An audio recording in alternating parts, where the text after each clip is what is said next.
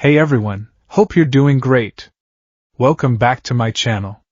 In today's video, we'll dive into what if Deku was recruited by S.H.I.E.L.D. as Earth's secret weapon. Smash that subscribe button, and be sure to peek at the description below. Let's begin. The world saw a disaster. S.H.I.E.L.D. saw data. The afternoon sun beat down on the Musutafa's shopping district, the heat shimmering off the asphalt and waves. Smoke, acrid and oily, clawed at the back of Izuku Midoriya's throat, a physical manifestation of the despair coiling in his gut. Just an hour ago, his entire world had been dismantled on a rooftop by the one man he idolized above all others. It's not wrong to dream. However, you need to be realistic, kid. All Might's words echoed in his head, a death knell for a lifelong ambition. He was quirkless. A mundane variable in an equation filled with gods and monsters. He was useless. Then came the explosion. A familiar sound in this superpowered society, but this one was close, guttural. He ran, not out of any heroic impulse, but because it was instinct. A moth to a flame, even a flame that had already burned his wings to ash. The scene was chaos.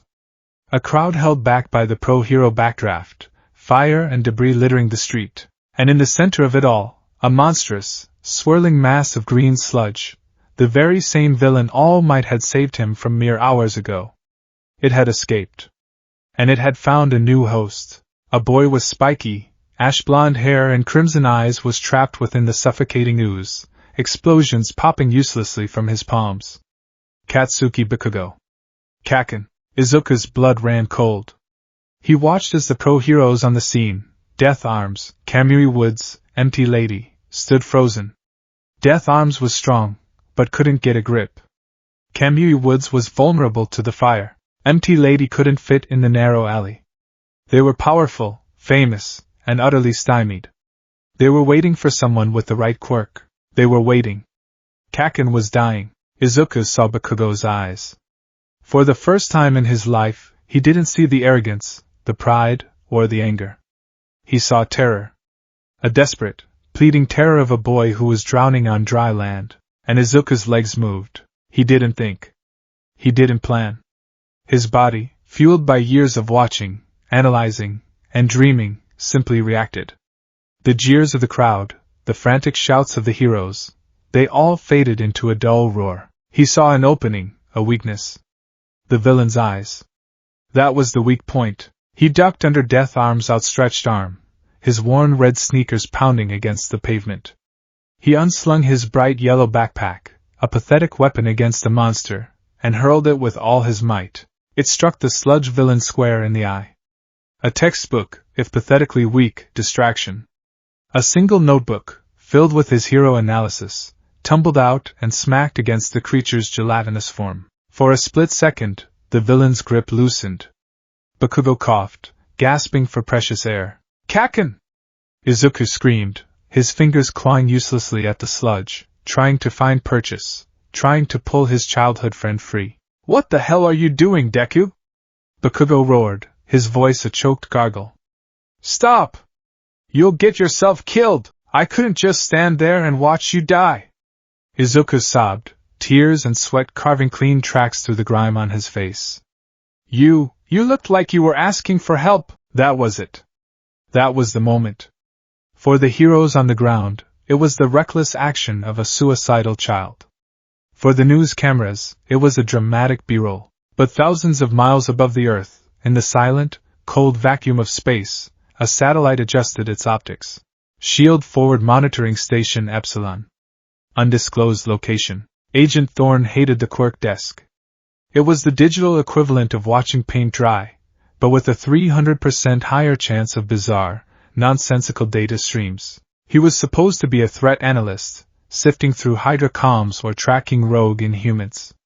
Instead, for the last 6 months, he'd been assigned to Project Chrysalis, S.H.I.E.L.D.'s initiative to quietly monitor the global proliferation of quirks. Japan was a hotspot, a chaotic circus of daily hero-villain skirmishes that generated terabytes of junk data. His job was to teach the Oracle 6, S.H.I.E.L.D.'s primary analytical AI, to differentiate between genuine threats and what his supervisor called performative combat pageantry. His screen flickered, flagging another incident. A low-level villain, a public disturbance, property damage.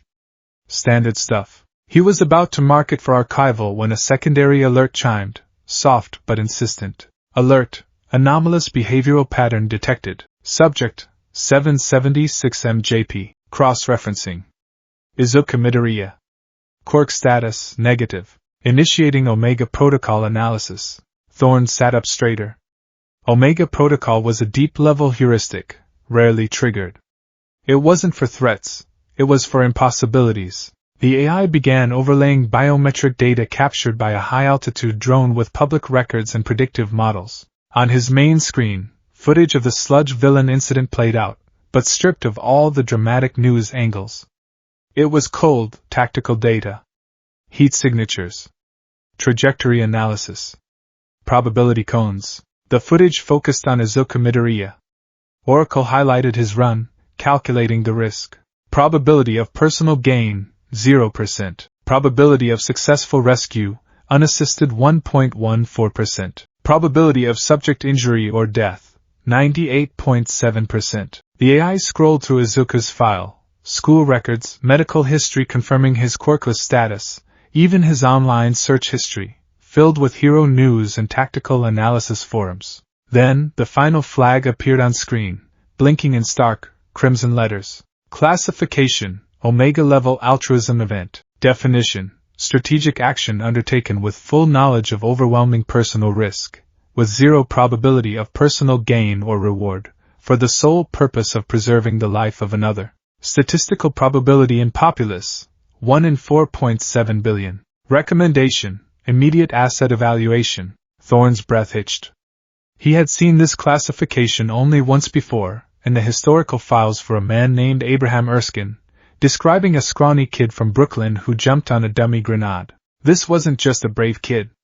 This was a walking, talking statistical anomaly. The perfect raw material. He tabbed open a secure comm channel, his fingers flying across the holographic keyboard. To Director N, Fury eyes only. From Agent H, Thorne, Project Chrysalis. Subject, Omega Event Japan. Attachment, File 776 MJP. He hit send. The file containing the entire life of Izukumidaria shot through encrypted servers, destined for the desk of the most powerful and dangerous man on the planet. Thorne leaned back, the hum of the server room suddenly feeling like the purr of a very large, very hungry predator that had just caught a new scent. The Quark desk, he mused, had just gotten interesting. The next few days were a blur of shame and hollow emptiness for Izuku. He'd been scolded by the heroes, praised by All Might in a moment of private, breathtaking revelation, and then left alone with the impossible promise of a power he hadn't earned. The encounter with All Might should have been the greatest moment of his life. Instead, it felt like a dream he was terrified to wake up from. He was walking home from school, the path worn and familiar, his mind replaying his first grueling training session with a gaunt, skeletal Tashinori Yagi at Dagoba Municipal Beach Park. The sheer, impossible scale of the task, cleaning an entire beach to forge his body into a worthy vessel, weighed on him more than any refrigerator he was being forced to haul. That's when the car appeared. It wasn't flashy. It was the opposite of flashy. A matte black sedan, so featureless it was practically invisible, absorbing the afternoon light. It glided to a silent stop beside him, its tinted windows revealing nothing. The engine made no sound. The passenger door opened. A woman stepped out, dressed in a perfectly tailored dark blue pantsuit. Her hair was pulled back in a severe, efficient bun, and her expression was a mask of neutral professionalism. She looked at him not as a person, but as a problem to be solved or a package to be delivered. Izukumidaria? She asked. Her voice was calm, level, and held an undercurrent of absolute authority. It was not a question so much as a confirmation. Izuku froze, his heart hammering against his ribs. Was he in trouble for the villain incident? A lawsuit? Why, yes. That's me. Did I do something wrong? That is yet to be determined, the woman said, her lips barely moving. Director Fury would like a word. Please get in the car. It wasn't a request.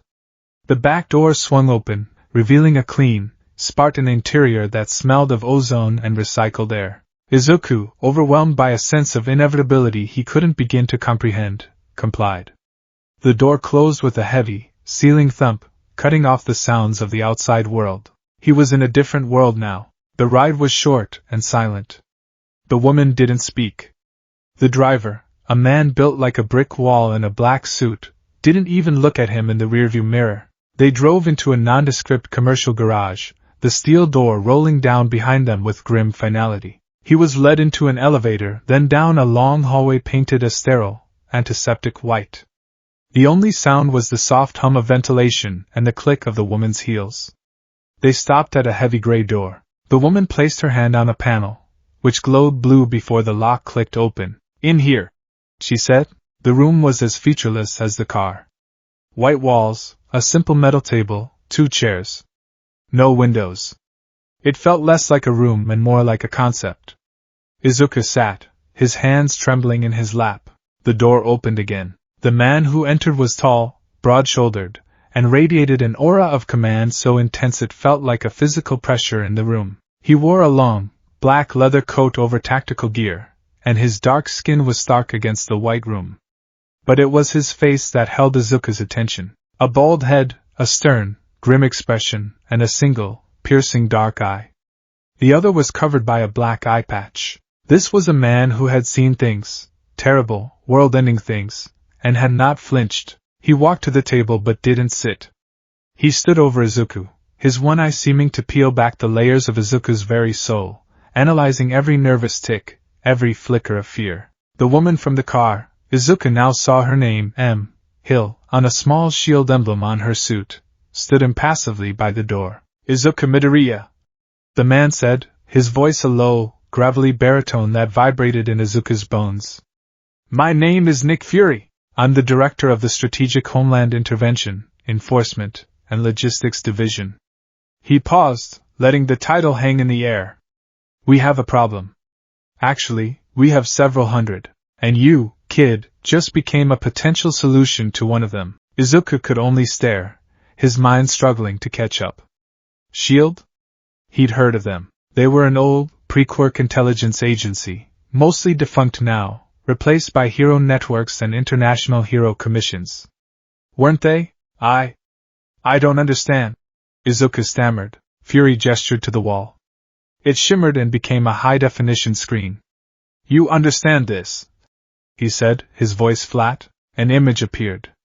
A blurry, aerial shot of the sludge villain incident. It zoomed in, enhancing the image until Izuku could see his own terrified, determined face. The sludge villain.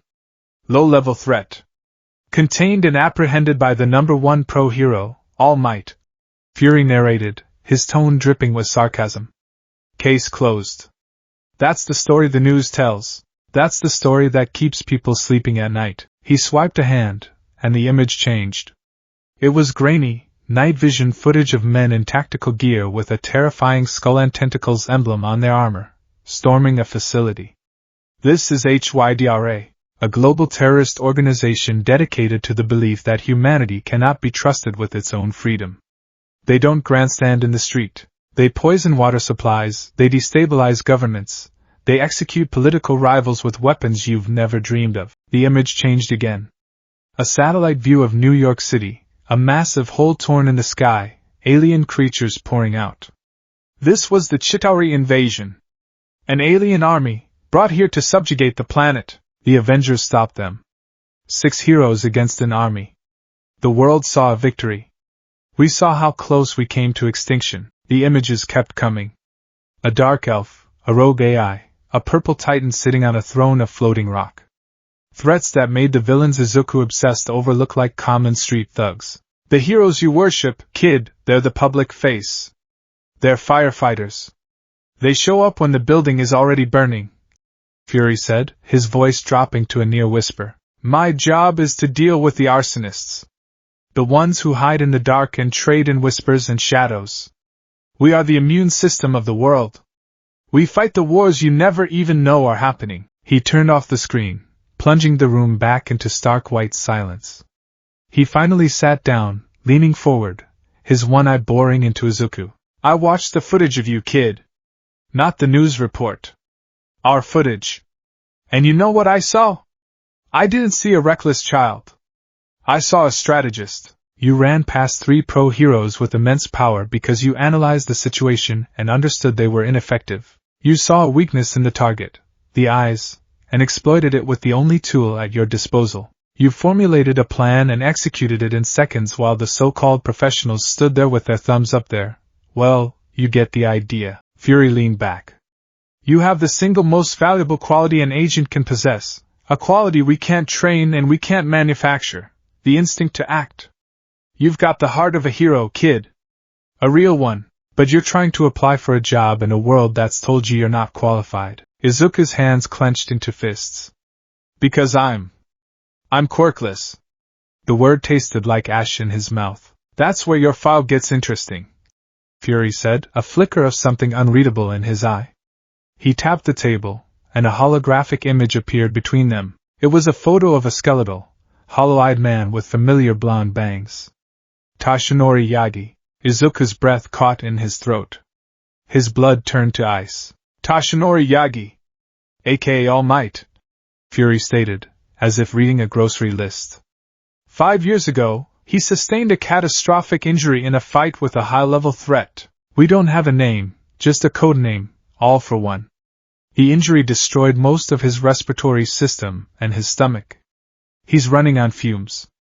His time as a hero is limited. His power, however, another image appeared. A complex diagram of human DNA, with a glowing, fiery energy at its core. His power is unique. Not a typical quirk. Our scientists are calling it a transferable kinetic energy stockpile. A power that can be passed from one person to another, growing stronger with each generation. Fury looked Izuku dead in the eye. He's chosen you as his successor. He plans to give you the most powerful quirk on the planet. The secret was out. The most guarded secret in all of Japan, the hope of the world, was just another piece of intelligence in this man's arsenal.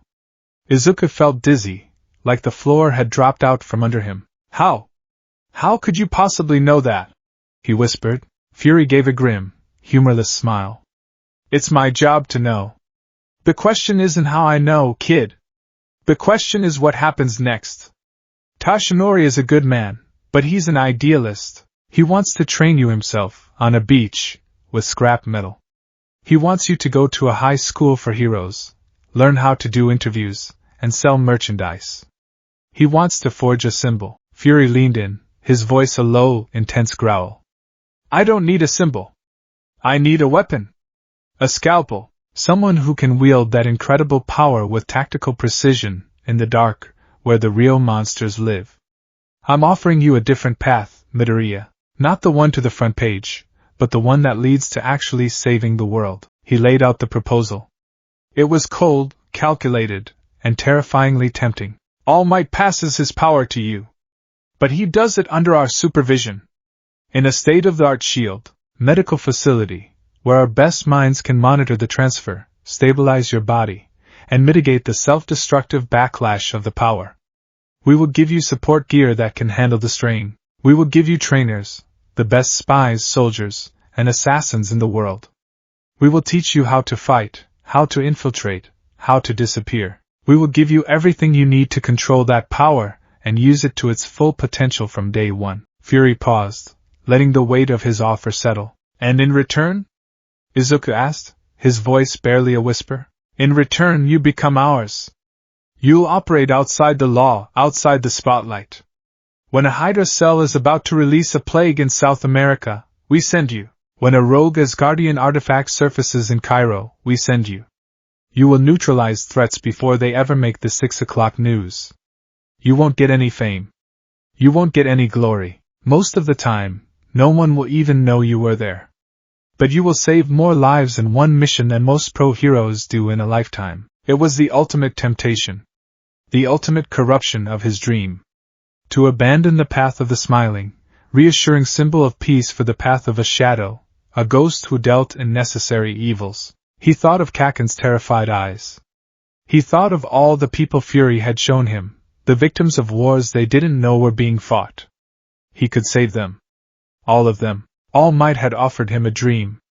Nick Fury was offering him a purpose. His heart ached for the bright, sunlit path he was being asked to leave behind. The path to Yuehai, to fighting alongside other heroes, to becoming a beacon of hope. But Fury was right. That world was a stage. The real world was dark, and it was burning just out of sight. He looked at his trembling hands, the hands of a quirkless, useless boy. Fury was offering to make them the hands of a savior. Izuku took a deep, shuddering breath and met the director's unblinking gaze. The scared, crying child was gone, replaced by a glimmer of hardened resolve. "I'll do it," he said, his voice quiet but firm. A flicker of something, respect perhaps, crossed Nick Fury's face. He stood up, the deal sealed. "Good. We'll be in touch with Tashinori to arrange the transfer. Your old life is over, Midoriya. Your records will be scrubbed. To the world, you'll be a missing person. A tragic story. Your training begins immediately." He walked to the door, then paused, turning back one last time. "In the field, we use code names. You have one in mind?" Izuku thought of Kaken, of years of being called useless, worthless. He thought of the new meaning Uraraka would one day have given the name, a meaning he would now never get to hear from her. He would have to define it for himself. He would take the insult and forge it into a shield, a weapon. "Deku," he said. "Call me Deku." Fury nodded once, the corner of his mouth twitching into something that might have been a smirk. "Welcome to S.H.I.E.L.D., Agent Deku." The door closed, leaving Izuku alone in the white room. He wasn't a hero in training anymore. He was a secret. He was a weapon. And he was about to become the most powerful ghost the world had never seen. The farewell to his mother was the hardest thing Izuku Midoriya had ever done. It was a carefully constructed lie, delivered with the forced sincerity of a double agent on his first mission. Nick Fury had provided the cover story himself, a full scholarship to the prestigious Stark Fujikawa Institute for Advanced Theoretical Science, an exclusive, international boarding school for gifted youths located in the United States. It was plausible, brilliant, and it broke his mother's heart in the most wonderful way. Inko Midoriya had cried, of course. Tears of overwhelming pride and gut-wrenching sadness streamed down her face as she hugged him so tightly he thought his ribs would crack. She packed his suitcase with an absurd number of All Might-themed socks and iron-on patches, fussing over him, telling him to eat well and make friends and call every single day. Each loving word was a fresh dagger of guilt in Izuku's soul. He was leaving, not for a school, but for a war he couldn't even name.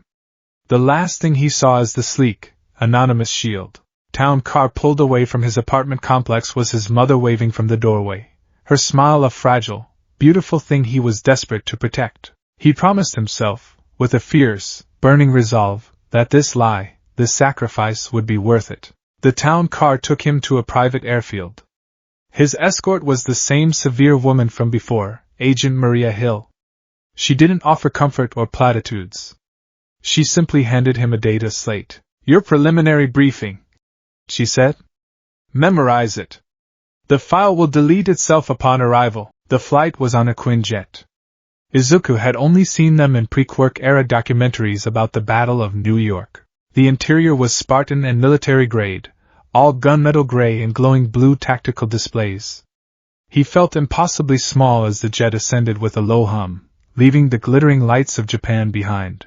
As he read through files on S.H.I.E.L.D. protocol, Hydra's history, and the official, heavily redacted Avengers Initiative report, the full weight of his decision began to press down on him. This was real. He had traded his childhood bedroom for a seat on a stealth jet, on his way to become a living weapon for an organization that operated in the planet's darkest corners. They flew over the Atlantic, the rising sun painting the clouds in hues of orange and pink.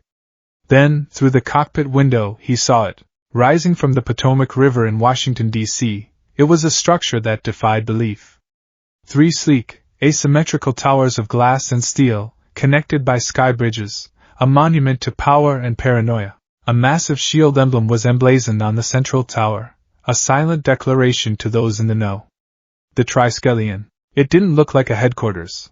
It looked like a city unto itself, humming with contained energy and secrets. The Quinjet didn't land on a rooftop helipad.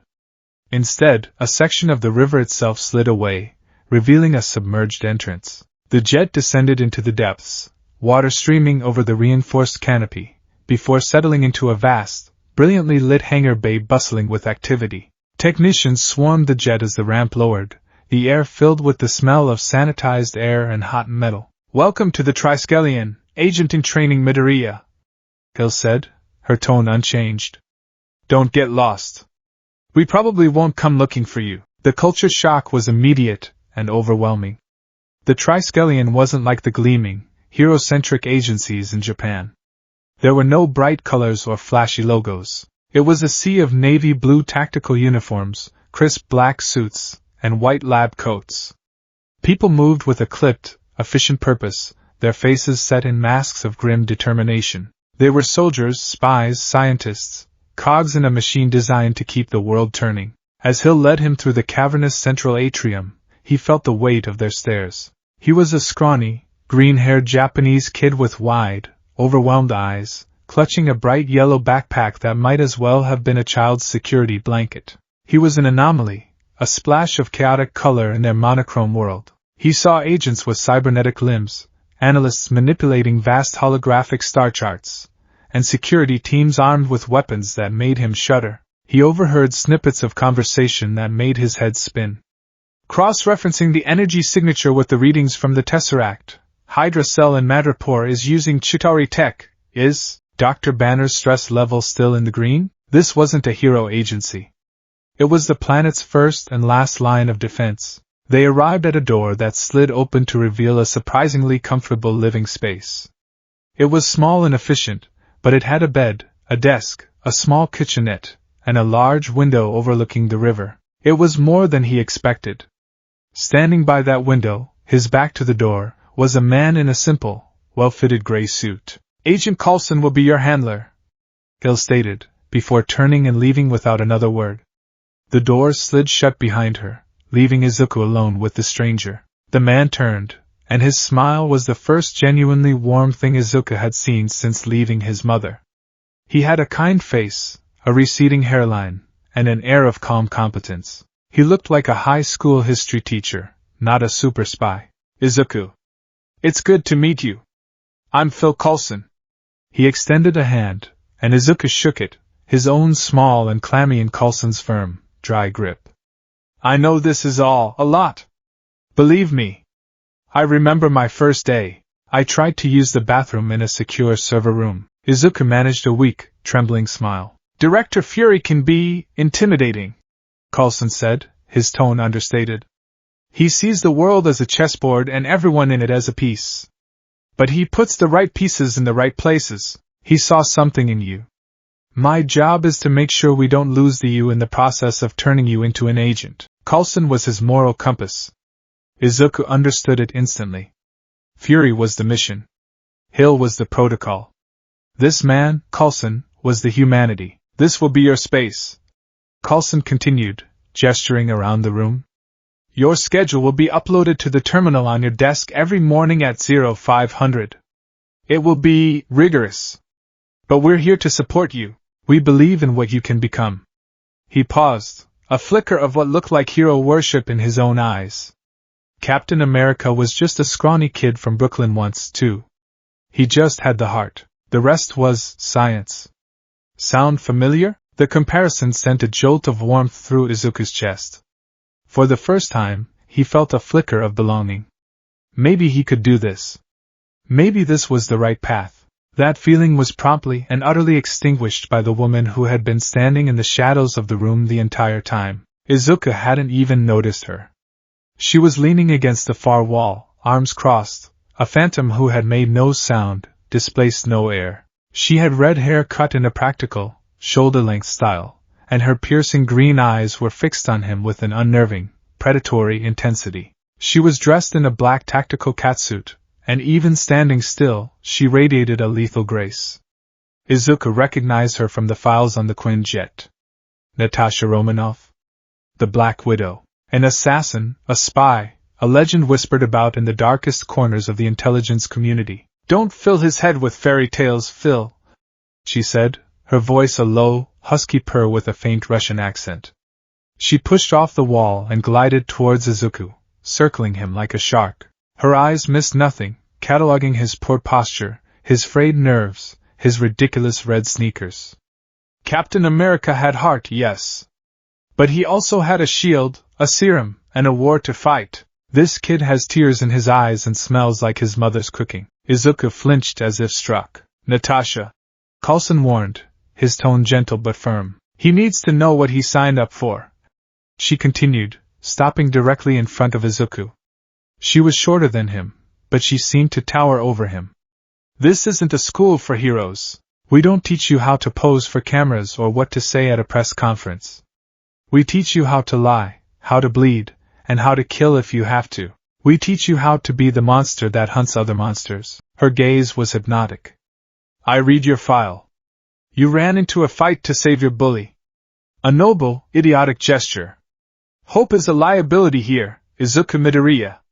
It gets you and your team killed. Your idealism is a disease. I'm the cure. She turned to Coulson. He's all yours for now. But at 0600 tomorrow, he's mine. And I'm going to break him down to his foundations and see if there's anything worth rebuilding. With that, she slipped out of the room as silently as she had appeared, leaving a chill in the air. Izuku stood there, trembling.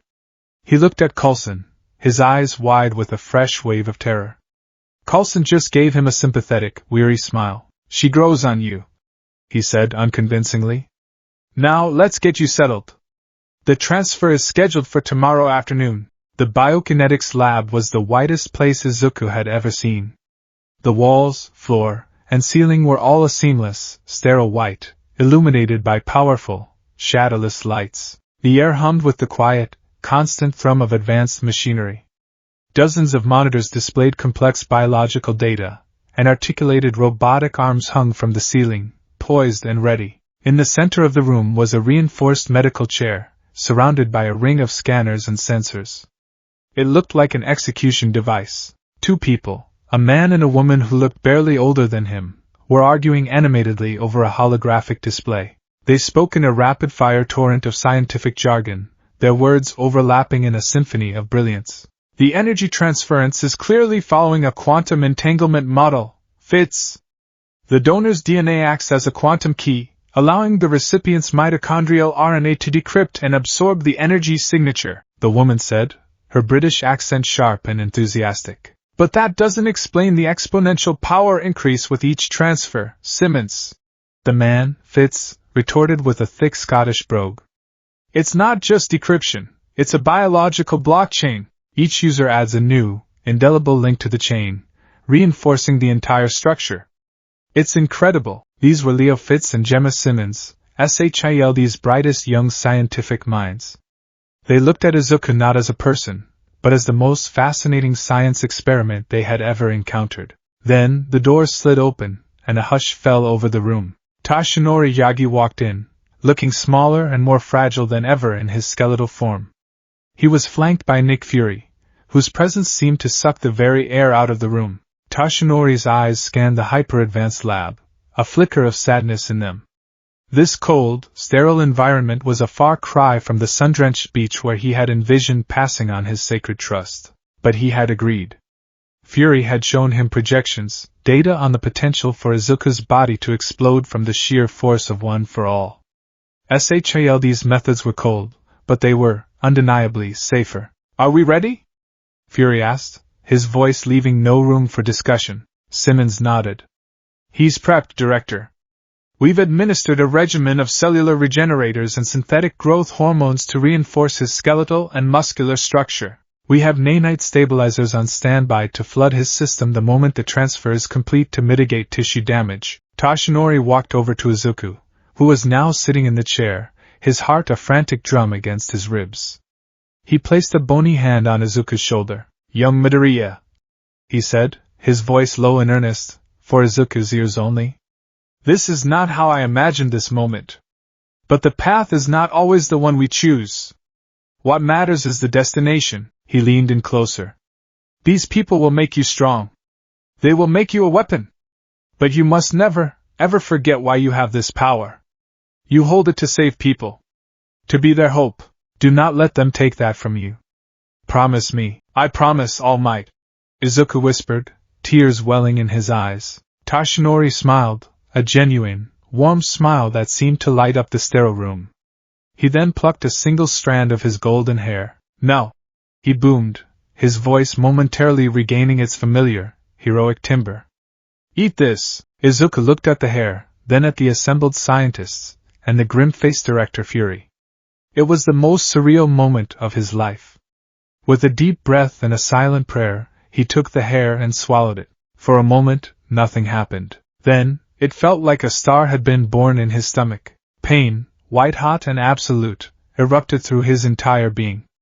It was a torrent of raw, untamed power, a hurricane of energy flooding every cell. His veins felt like they were on fire, glowing with a faint red light visible even through his skin. Alarms blared throughout the lab. "He's going into shock!" Simmons yelled. "Vitals are critical!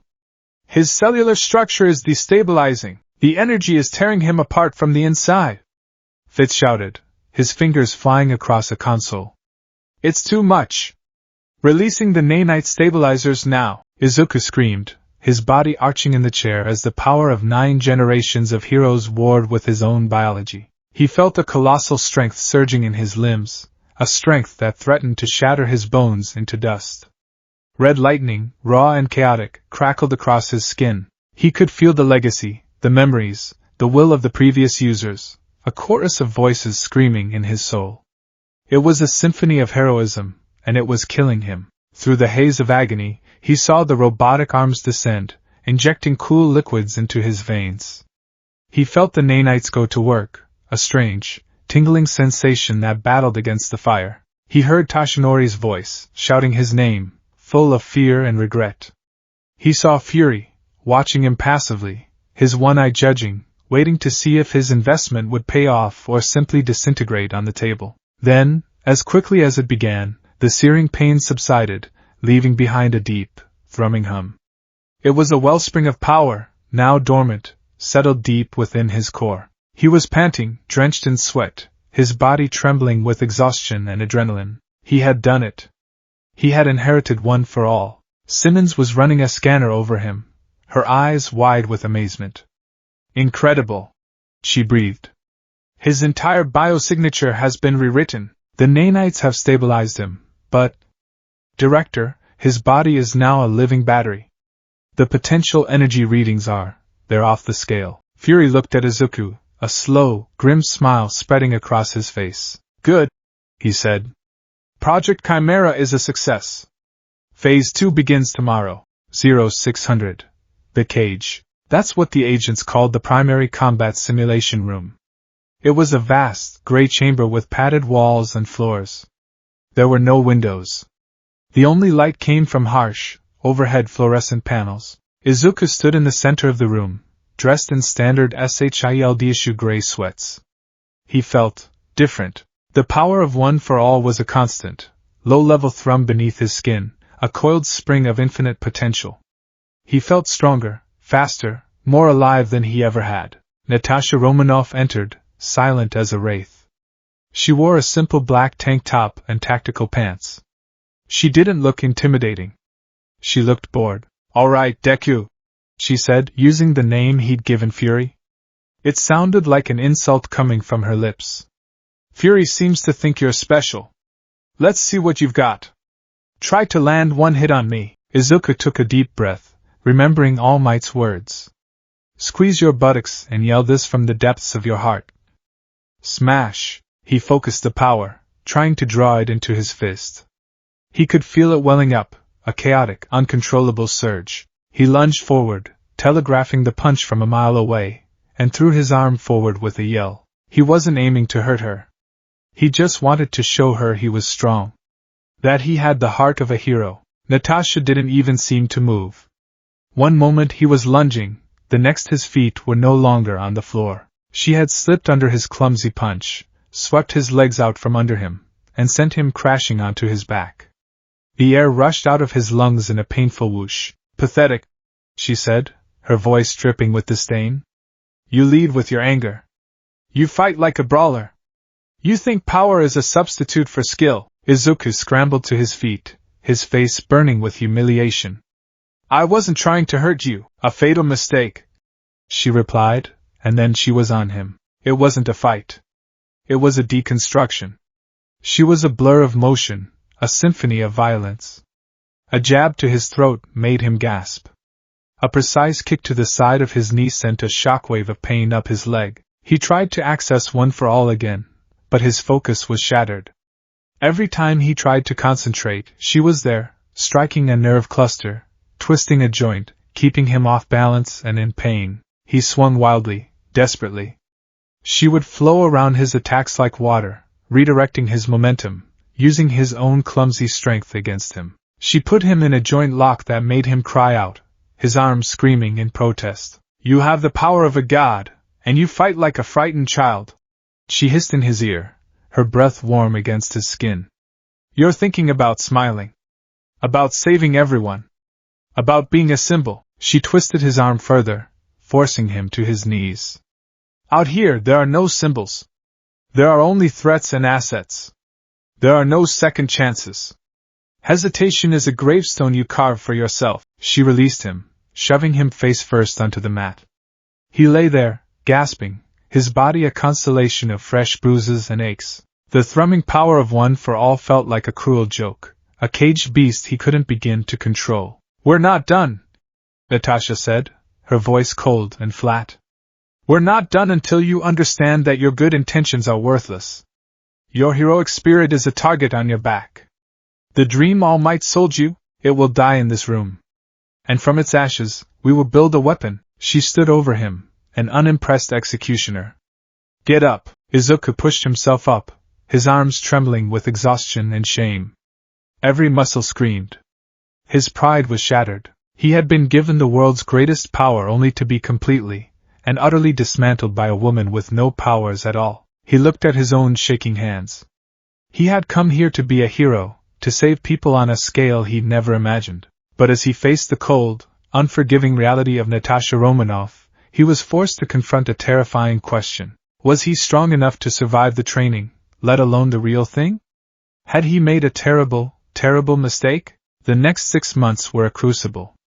Izuku's life was stripped down to its essential components: pain, exhaustion, study, and the relentless, thrumming hum of One for All, a caged star living under his skin. The Triskelion was not a school. It was a forge, and every day he was the raw metal, beaten and reshaped by the hammers of his mentors. His days were a schizophrenic blend of ideologies, a constant tug-of-war for the soul of the boy who would become SHIELD's most powerful asset. His mornings belonged to the devil. 0600, the cage. Natasha Romanoff would be waiting for him, a silent specter of impending agony. Her lessons were brutal, efficient, and utterly devoid of mercy. She was not teaching him how to win a fight. She was teaching him how to end one. "Again," she would say, her voice a flat, unimpressed monotone. Izuku would lunge, trying to apply the principles of Krav Maga she'd drilled into him. Simultaneous defense and attack, targeting vulnerable points. He'd aim a palm strike for her chin, but she would have already moved, her body flowing like smoke. A sharp, stinging chop to his brachial nerve would send his arm into a spasm of uselessness. A sweep kick would follow, and he'd hit the mat for the 10th time, the impact jarring his teeth. "You're still thinking like a hero," she'd criticize, standing over him, not even breathing heavily. "You're looking for an opening. A real fight isn't a conversation, it's a single, declarative statement. You are the period at the end of the sentence." She taught him how to disarm an opponent, how to use their own momentum against them, how to kill a man with a credit card if he had to. She ran him through stealth simulations in sprawling, electronically generated environments. He'd have to infiltrate a mock embassy, bypass pressure plates, laser grids, and motion sensors, all while she hunted him through the darkness. The first few dozen times he was caught within minutes, a training dart in his neck his only reward. But slowly, painstakingly, he began to learn. His analytical mind, once used to deconstruct hero abilities, was now retooled for espionage. He started noticing the minutels in an enemy's posture, the subtle blind spots in a security camera's sweep, the precise timing of a guard's patrol route. He learned to control his breathing, to slow his heart rate, to move with a silence that bordered on the supernatural. One day, during an infiltration drill, he made it to the objective, a data chip on a central computer, without tripping a single alarm. As his fingers closed around the chip, he felt a cold pressure against the back of his neck. You focused on the technology. Natasha's voice whispered in his ear, making him jump. You forgot the human element. She had been waiting for him in the shadows of the objective room the entire time. You're good at puzzles, Deku. But you're not paranoid enough. Assume you are always being watched. Assume everyone is a threat until proven otherwise. Trust is a luxury we don't have. Despite her harsh methods, he saw the purpose. She was stripping away his idealism, yes, but she was replacing it with something else, a core of hardened steel, a survivor's instinct. She was giving him the tools to stay alive in a world that would chew him up and spit him out without a second thought. His afternoons, by contrast, belonged to the saint. At 1300, a Quinjet would arrive, bringing a skeletal, almost ghostly Toshinori Yagi to a specially designated danger room. At Izuku's request, Coulson had programmed the room's holographic walls to perfectly replicate the junk-strewn landscape of Dagoba Municipal Beach Park. It was the only piece of home he had. Here, the lessons were not about ending fights, but about controlling the power to start them. All Might's training was a desperate race against the clock, a battle to tame the supernova raging inside Izuku's body. No, young Midoriya! Toshinori would chide, his voice full of paternal concern as Izuku's arm, wrapped in a Fitz-designed carbon nanofiber brace, bulged with angry red veins of power. You are still trying to force it! You are treating one for all like a sledgehammer, trying to swing it at a nail. Izuku, gritting his teeth in concentration, tried to channel the power into a single finger for a flick, aiming at a rusted, derelict washing machine. He focused, visualized, and let go. The resulting shockwave was immense, but it was chaotic. It didn't just obliterate the washing machine, it also shattered his finger inside the brace and sent a spiderweb of fractures up his forearm. He cried out, stumbling back as the brace automatically injected a cocktail of painkillers and nanite healers. The familiar, sickening crunch of his own bones was a sound he had grown to hate. Toshinori sighed, his expression pained. This power is a part of you now. It is in every cell of your body. To concentrate it all in one place is like trying to force the entire ocean through a garden hose. It will destroy the vessel. He sat Izuku down on a holographic pile of trash. Think of it this way, he said, his voice taking on a teacher's cadence. Your body is a microwave. The power is the meal you are trying to cook. If you set the microwave to full power for 10 seconds, what happens? The outside is scorched, the inside is frozen, and the plate explodes. But if you set it to a low power for a longer time, the heat spreads evenly. The meal is warmed perfectly. The analogy clicked in Izuku's mind. The egg in the microwave. Don't cook it all at once. Let the power flow. I think I understand, Izuku said, looking at his trembling, healing hand. Try again. All Might encouraged. But this time, don't think of it as an attack. Don't think of it as a smash. Think of it as an extension of yourself. Feel the energy not in your fist, but everywhere. Let it hum. Let it glow. This became the new focus. For weeks, Izuku didn't throw a single punch. He just sat cross-legged, in the middle of the holographic junkyard, and meditated. He reached inward, past the pain and the fear, and touched the colossal, sunbright core of One for All. He felt the echoes of the previous users, their willpower, their spirit. He didn't try to command the power. He asked it to cooperate. He started small. He focused on letting just a tiny fraction, 1%, flow through his entire body. At first, it was a tingling, uncontrollable buzz. But slowly, he learned to contain it. A faint, green energy, like St. Elmo's fire, would flicker across his skin. He could hold it for a few seconds, then a minute, then 10. One afternoon, deep in concentration, he felt a shift. He wasn't just holding the power back anymore. He was letting it out, evenly, through every square inch of his body. Thin, crackling lines of green lightning began to dance around him. His hair floated slightly, and a faint green aura enveloped him. He opened his eyes. He felt no pain, no strain, just a profound, humming strength. He stood up. He felt light, powerful, and whole. He took a tentative step, and shot across the room in a green blur, stopping perfectly just before he hit the holographic wall. Toshinori's eyes were wide, filled with a mixture of shock and immense pride. "My boy," he whispered. "You did it." Izuku looked at his hands, which were glowing with a steady, controlled energy. "I'm not concentrating the power anymore," he said, a slow, wondrous smile spreading across his face.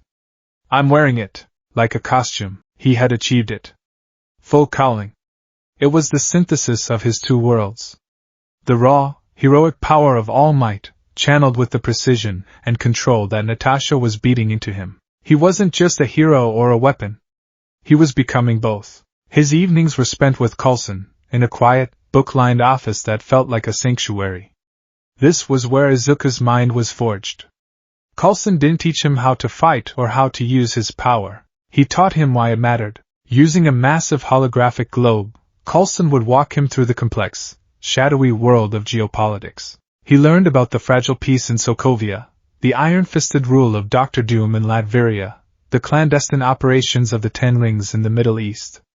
He learned the history of S.H.I.E.L.D., its noble creation in the wake of World War II by Peggy Carter and Howard Stark, and its near destruction by the insidious infiltration of H.Y. Diare. "We are not the good guys, Izuku," Coulson told him one evening, his expression serious.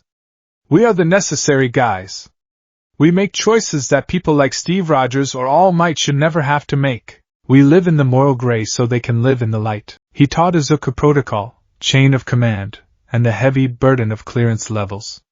He showed him files on enhanced individuals S.H.I.E.L.D., was monitoring people with incredible powers who were not registered heroes, potential threats, or potential allies. He was teaching Izuku to see the world not as a stage for heroes and villains, but as a complex, interlocking machine of power, influence, and secrets. This was perhaps the most difficult training of all.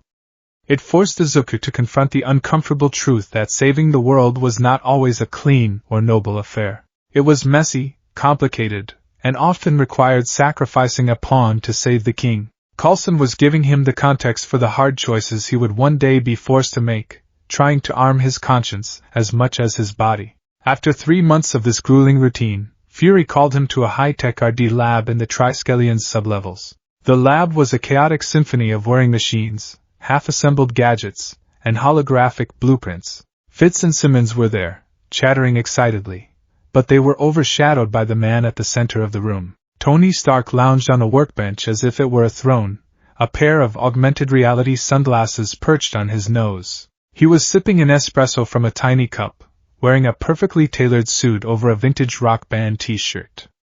A miniature arc reactor glowed softly from the center of his chest. "Ah, here he is!" Stark announced, hopping off the bench. "The human firecracker. The muscle wizard. Kid Quirk. I haven't decided on the nickname yet, we'll workshop it." He strode over to Izuku, looking him up and down with an appraising eye. "So you're the kid with the cascading biological singularity in his DNA. Fascinating. Fury sends me the energy readings, and I think great, someone found a leaky Z-point module. But no. It's a teenager. You kids and your crazy superpowers." Izuku was starstruck, his mind a jumble of hero worship and nervous energy. This was Iron Man. A founding Avenger. A genius who had built a suit of armor in a cave. With a box of scraps. "It's an honor to meet you, Mr. Stark," he stammered. "Mr. Stark was my father." "Call me Tony," he said, waving a dismissive hand. "Now let's talk business. Fury tells me you have a tendency to, and I quote, shatter every bone in your body like a sack of Christmas ornaments. That's not very heroic. It's messy. So I've been brought in to consult on your onesie." Stark swiped his hand through the air, and a full-size holographic model of Izuku appeared, surrounded by technical data. "Your boy band leaders here, Fitzer and Simeon," he said, gesturing to the two scientists who looked both offended and thrilled. "Designed some pretty decent kinetic dampening braces. Cute. A good start. But you're not dealing with kinetic force. You're dealing with a biological energy that's rewriting physics as it goes. You don't need a brace. You need a containment and redirection system." For the next hour, Stark gave a masterclass in theoretical physics and engineering that left Izuku's head spinning. He talked about vibranium polymer weave to absorb shock, microservos to support joints, and a biometric feedback system that could regulate the suit's rigidity in response to Izuku's power output. "We're building you a suit that's part armor, part support system," Stark explained, his hands sculpting the holographic design. "It won't stop you from breaking yourself if you're an idiot, but it will mitigate the damage and help you channel that energy more effectively. Think of it as training wheels for your God mode." He paused, looking at Izuku. "Color preference?" "Green," Izuku mumbled. "And maybe some black," Stark grinned. "Edgy. I like it.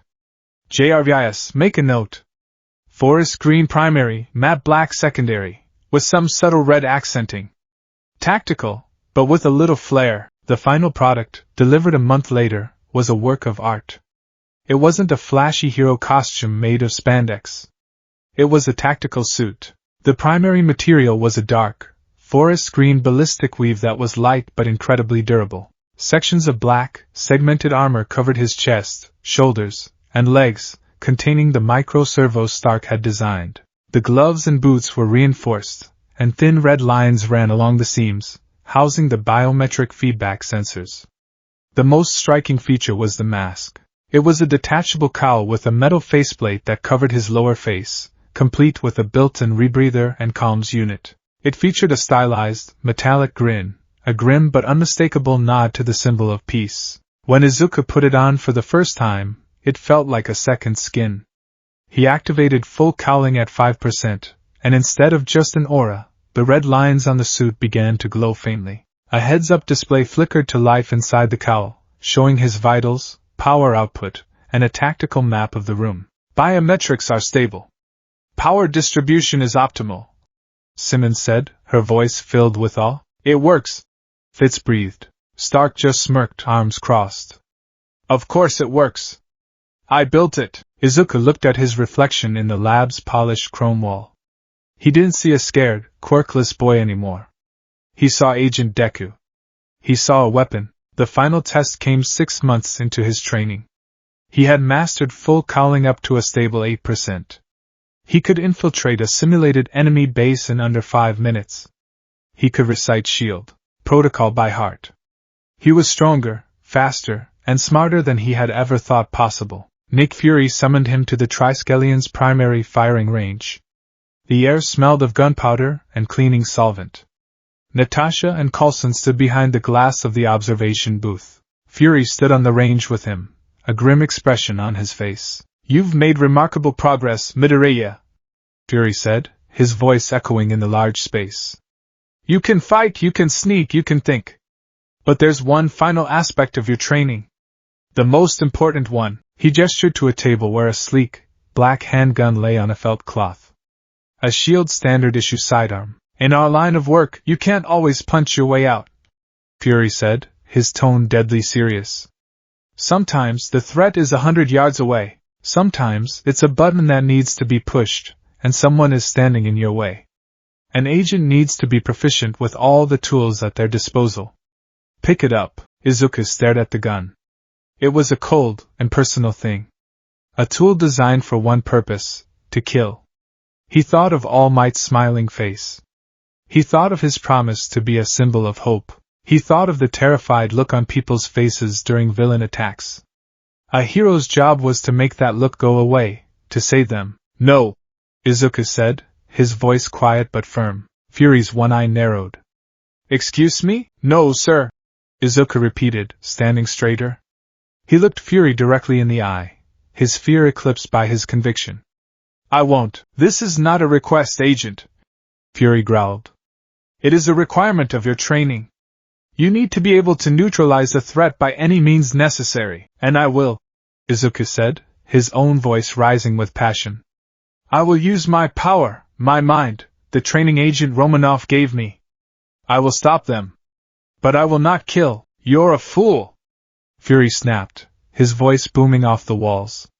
"You think the enemies we fight play by your rules? Hydra won't hesitate to put a bullet in your head. You think you can afford this childish morality play when the fate of the world is at stake?" It's not childish! Izuku shot back, surprising even himself with his fire. It's everything! The moment I pick that up, the moment I take a life, I stop being the hero All Might wants me to be. I stop being the person who can save people with a smile. My power. One for all, it's a power meant to save, to protect. It's a torch, passed down to light the way. A gun just puts the lights out. I can't. I won't. He was trembling, but he didn't back down. This was his line in the sand. This was the part of himself he would not allow S.H.I.E.L.D. to reforge. Behind the glass, Coulson watched with a proud, sad smile. Natasha's expression was unreadable, but a flicker of something, annoyance, or perhaps respect, flashed in her eyes. Fury stared at Izuku for a long, silent moment, the air crackling with tension. Izuku expected to be washed out, to be thrown in a cell, his great purpose declared a failure. Instead, Fury let out a long, slow breath. He walked over and picked up the gun himself, checking the chamber with practiced ease. Your idealism is a liability, Midoriya, he said, his voice now dangerously calm. It is a weakness that our enemies will exploit. One day, you will be in a situation where you have a choice, take a life, or let millions die. And on that day, you'll remember this conversation. You will wish you had made a different choice. He holstered the weapon. Fine. Have it your way. But your mission parameters will be adjusted accordingly. You will be our non-lethal option. A scalpel, not a sword. He turned to leave, then paused at the door. But know this, Fury said, his back still to Izuku. There are some problems a punch can't solve. No matter how hard you smash. The door slid shut, leaving Izuku alone on the range. He had won. He had held on to the core of his dream. But Fury's words hung in the air like a prophecy, a dark cloud on the horizon of his future. He was a hero. He was a weapon. And he was beginning to understand that walking the line between the two would be the hardest fight of his life. The briefing room was a cold, sterile theater of blue light and hushed tension. A massive, holographic globe of the Earth floated in the center of the room, intricate webs of data and satellite trajectories crawling across its surface. Izuku stood at attention, clad in his new tactical suit, the cowl and mask hanging loosely around his neck. He felt the familiar pre-mission jitters, a chaotic symphony of adrenaline and anxiety playing in his gut. This wasn't a simulation. This wasn't the danger room. The lives at stake were real. Across the circular table, Natasha Romanoff, already in her full Black Widow gear, was methodically checking her array of weaponry with the detached focus of a master artisan. Her movements were fluid and economical, each click of a magazine or hiss of a widow's bite gauntlet a small, deadly punctuation mark in the silence. Agent Coulson stood beside the globe, his expression calm and professional, though Izuku could see the faint lines of concern around his eyes. And at the head of the table, Nick Fury loomed, his one eye scanning the data flowing across the globe. 3 hours ago, Fury began, his voice cutting through the quiet hum of the room. A S.H.I.E.L.D. listening post intercepted a burst transmission from a decommissioned geological research station in the Sokovian highlands. The transmission was heavily encrypted, but our people managed to crack a single data packet. He gestured, and the globe zoomed in on a desolate, snow-dusted mountain range in the heart of the politically volatile nation of Sokovia. A single, blinking red dot marked their target. Advanced Idea Mechanics, Fury said, the name landing with the thud of a body bag. AIM. We thought they'd been dismantled after the Killian incident. We were wrong. They've gone deeper underground, splintered into autonomous cells. The data packet contains schematics for a bioenhancement project codenamed Project Icarus. They're attempting to create stable, combat-ready superhumans. Not with extremists, but by reverse engineering genetic anomalies. Izuku's blood ran cold. Quirks. They were talking about weaponizing quirks. Your mission, Fury continued, his gaze sweeping over the assembled team, Izuku, Natasha, and a 6-man strike unit of elite S.H.I.E.L.D. commandos who stood silently by the door, their faces obscured by helmets. Is simple. Infiltrate the facility, locate their central server, and retrieve all data related to Project Icarus. This is a snatch and grab. Minimal engagement. We need their research. What they're building, who they're building it for. I want to be in and out before they even know we were there. He then fixed his eye directly on Izuku. Deku. You are the key to this. Your job is speed and diversion. You will be the ghost. The strike team will secure the perimeter. Widow will handle any close-quarters threats and oversee the data extraction. You will create an opening.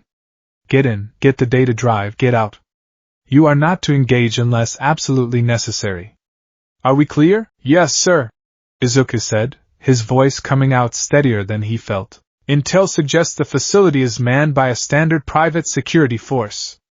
Ex-military, well-armed, but nothing you haven't handled in simulations, Coulson added, his tone meant to be reassuring. But AIM is unpredictable. Expect the unexpected. Natasha finished her checks and rose, gliding over to Izuku. She looked him up and down, her critical gaze lingering on his suit. Don't get cocky, she said, her voice low. The real world doesn't have a reset button. Follow my lead. Do exactly what I say. And try not to get yourself killed in the first 5 minutes. It would be a waste of a very expensive suit. Izuku pulled his cowl up and locked the metallic faceplate into place. The world became a heads-up display of tactical data. His own breathing was a steady, rhythmic sound in his ears. The scared boy was gone. Agent Deku was on the clock. The flight to Sokovia was a tense, silent affair. The Quinjet flew under a stealth canopy, a ghost in the night sky. The strike team sat stoically, their rifles held at the ready. Natasha appeared to be meditating, her eyes closed, her breathing perfectly even. Izuku, meanwhile, had his nose buried in a holographic schematic of the research station, his mind racing. He memorized every corridor, every vent, every potential security station. His fingers twitched, unconsciously tracing infiltration routes in the air. This was his element. The analysis. The planning. 5 minutes to the drop zone. The pilot's voice crackled over the comms. The rear ramp of the Quinjet lowered, revealing a swirling vortex of snow and wind. The air that rushed in was biting cold. Below them, the jagged peaks of the Sokovian mountains were stark and menacing under the moonlight. Go dark, Natasha commanded. The interior lights of the jet switched to a dim, blood red. One by one, the strike team rappelled down into the blizzard, their black uniforms swallowed by the storm.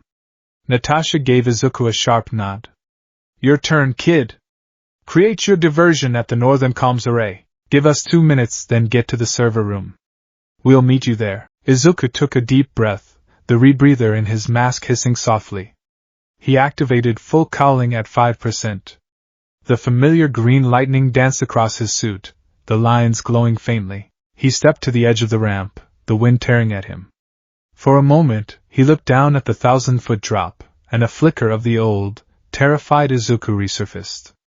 Then he thought of the people AIM could hurt with their research, and the fear was replaced by resolve. He jumped. The fall was breathtaking. He was a silent, green comet streaking through the snowstorm. His suit's built-in systems compensated for the wind, keeping his descent stable. He landed in a deep snowdrift with a soft thump, the impact absorbed by his reinforced boots, and the power coursing through his legs. He was a ghost, just as Fury had ordered. The AIM outpost was built into the side of the mountain, a concrete and steel scar on the natural landscape. It was stark, brutalist, and crawling with guards. He moved through the blizzard like a phantom, his green and black suit providing surprisingly effective camouflage against the snow-dusted pines and dark rock faces. He reached the northern communications array, a large satellite dish surrounded by a chain-link fence and 2 guards. Without being seen, diversion. He scooped up a rock the size of his fist. Focusing a minuscule amount of one for all into his fingertips, less than 1%, he flicked it. The rock shot through the air with a nearly silent whistle and struck a power conduit 50 yards away with the force of a cannonball. The conduit exploded in a shower of blue sparks, plunging the entire northern perimeter into darkness and setting off a cacophony of alarms. The 2 guards by the comms array shouted in surprise, their rifles immediately pointed towards the explosion. What was that? Check it out! One yelled, and they both moved away from their posts to investigate. The opening. Izuku surged forward, a blur of motion. He cleared the 10-foot fence in a single, effortless leap. He was inside. The 2 minutes Natasha had given him began to tick down in his mind.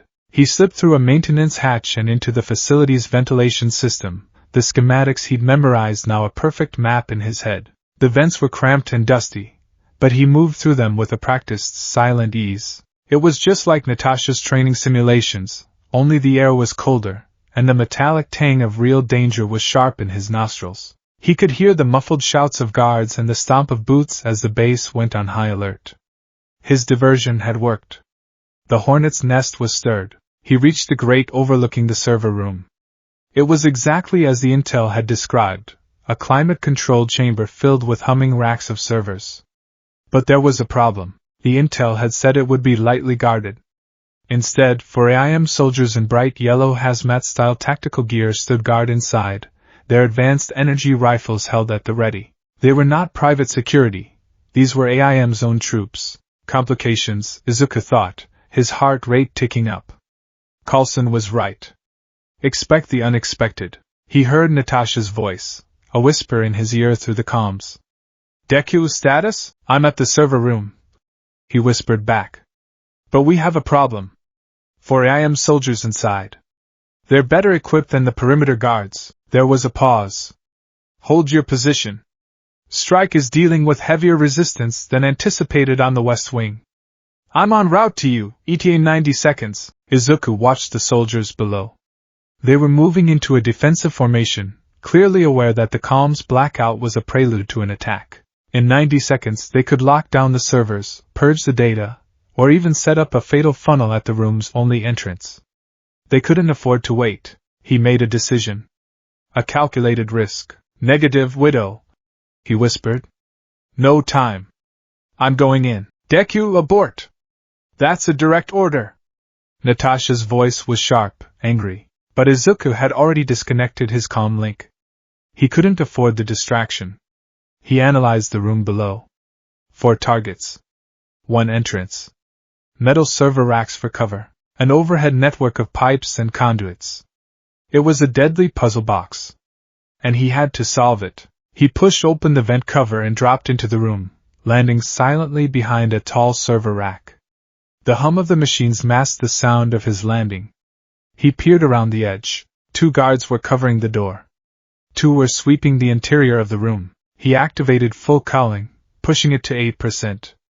The green lightning intensified, the lines on his suit glowing brighter. He felt a familiar, exhilarating surge of power, a controlled inferno that no longer threatened to break him. He took a deep breath.